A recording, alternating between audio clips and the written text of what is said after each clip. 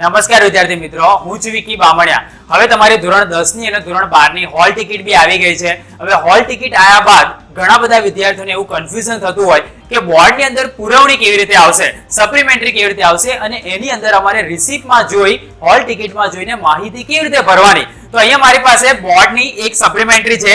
અહીંયા 16 પેજીસની જે આવે છે એ આખી એક સપ્લિમેન્ટરી છે. મારી પાસે એક બારકોડ સ્ટીકર બી છે અને એક તમારું ખાકી સ્ટીકર બી છે અને એક મારી પાસે રિસીપ્ટ છે.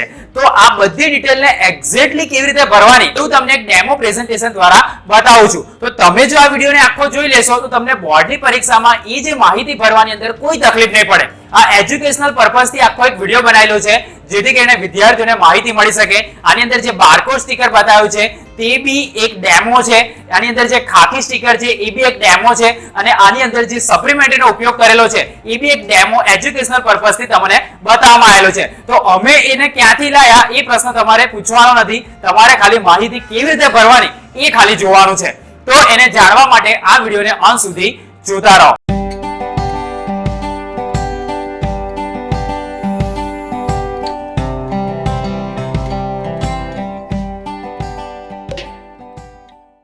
તો વિદ્યાર્થી મિત્રો, અહીંયા મારી પાસે તમારી એક આન્સર બુક છે બોર્ડ દ્વારા ડિઝાઇન કરેલી.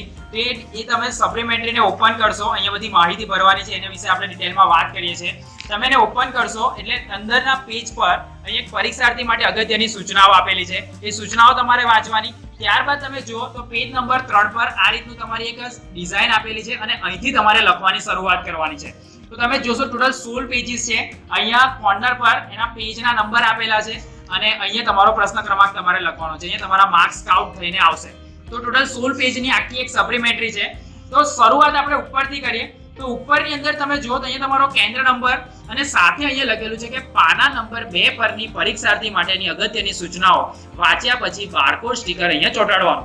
તો મારી પાસે એ બારકોડ સ્ટીકર બી છે, હું તમને બતાવું. તો આ રીતનું તમારું એક બારકોડ સ્ટીકર આવશે. એ બારકોડ સ્ટીકરને તમારે અહીંયા ચિપકાવવાનું છે અને એ થયા બાદ તમારે આ ખાકી સ્ટીકર એક આવે છે, ખાકી સ્ટીકર બી અહીંયા ચિપકાવવાનું છે. અને આ જે તમારી રિસીપ્ટ છે તે રિસીપ્ટની અંદરથી માહિતી કેવી રીતે ભરવાની એ બી હું તમને બતાવું છું. તો સૌથી પહેલા આપણે પાના નંબર 2 પરની સૂચનાઓને જોઈ લઈએ. તો એને તમે જેવું ઓપન કરશો તો ઓપન કરતાની સાથે અહીંયા પરીક્ષાર્થી માટે અગત્યની સૂચના છે. પરીક્ષાર્થીએ જવાબ લખવાનું શરૂ કરતા પહેલા નીચેની અગત્યની સૂચનાઓ અવશ્ય વાંચી લેવી. આ સૂચનાનો ભંગ કરવા બદલ પરીક્ષાર્થી સામે બોર્ડના નિયમ અને શિક્ષા કોષ્ટક મુજબ શિક્ષાત્મક કાર્યવાહી કરવામાં આવશે. તો અહીંયા પહેલું છે કે પરીક્ષાર્થીની ફી રસીદ અથવા તો પ્રવેશ પત્ર પરનો બેઠક નંબર તથા બારકોડ સ્ટીકર પરનો બેઠક નંબર એક જ છે કે નહીં તમારે ચકાસવાનો. બારકોડ સ્ટીકર પરનો વિષય કોડ બરાબર છે તેની ખાતરી કરી મુખ પૃષ્ઠ ઉપર બતાવેલા બારકોડ સ્ટીકર ચોંટાડવાના ખાનામાં બારકોડ સ્ટીકરને તમારે ચોંટાડવાનું છે. બારકોડ સ્ટીકર સાથે કોઈ પણ પ્રકારના ચેડા કરવા નહીં એવું સ્ટ્રિક્ટલી અહીંયા બોર્ડે કીધેલું છે. તો અહીંયા જો તમારે શું ચેક કરવાનું, તમારી પાસે જે બારકોડ સ્ટીકર તમને આપશે એની અંદર તમારો સીટ નંબર હશે લખેલો, સાથે સાથે જે તે વિષયનું પેપર હશે એનો વિષય કોડ આપેલો હશે. તો એ જ વસ્તુ તમારે ચેક કરી લેવાનું છે. આ મારી પાસે એક હોલ ટિકિટ છે.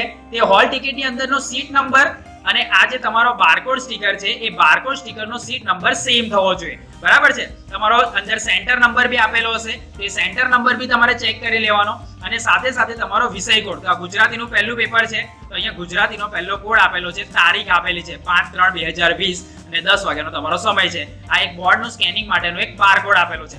તો આ સ્ટીકરને તમારે લગાડવાનું છે. કેવી રીતે લગાડવાનું આપણે ડિટેલની અંદર જોઈએ, પણ સૌથી પહેલા આપણે આગળની સૂચનાઓ જોઈ લઈએ.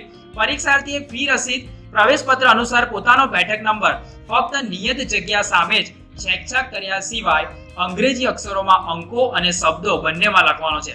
દાખલા તરીકે જો વિદ્યાર્થીનો નંબર C2459128 હોય તો બેઠક નંબરના ખાનામાં વિદ્યાર્થીએ નીચે મુજબ અંકો અને શબ્દોમાં લખાવવું જોઈએ. તો અહીંયા આખું એક ફોર્મેટ આપેલું છે, એ ફોર્મેટ પ્રમાણે તમારે લખવાનું છે.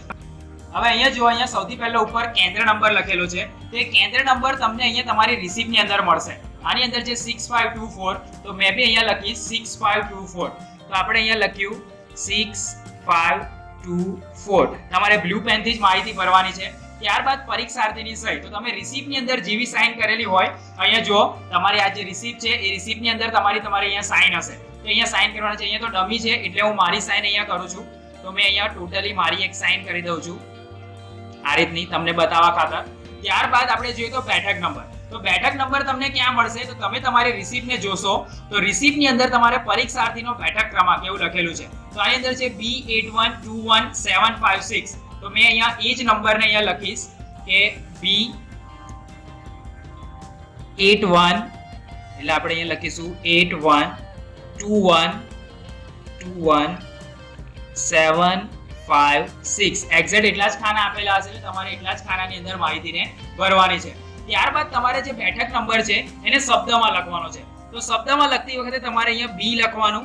ત્યારબાદ અહીંયા 8 છે તો તમારે 8 નો સ્પેલિંગ લખવાનો EIGHT. ત્યારબાદ 1 છે તો ONE 1. ત્યારબાદ 2 છે તો TWO 2. ત્યારબાદ 1 છે તો અહીંયા તમારે ફરીથી લખવાનું 1. પછી 7 છે તો SEVEN 7. પછી 5 FIVE 5 અને પછી લાસ્ટની અંદર છે 6. તો તમારે અહીંયા 6 લખવાનું છે. સેમ આ ફોર્મેટમાં તમારે માહિતી ભરવાની છે. ત્યારબાદ તમારા જે સુપરવાઇઝર આવશે, ખંડ નિરીક્ષક આવશે, તે ખંડ નિરીક્ષક એનું નામ અહીંયા સહી સાથે કરશે. દાખલા તરીકે મેં જો તમારો સુપરવાઇઝર હોય તો મેં અહીંયા મારું નામ લખું BAMANIYA અને મારું અહીંયા નામ લખું છું, બરાબર છે.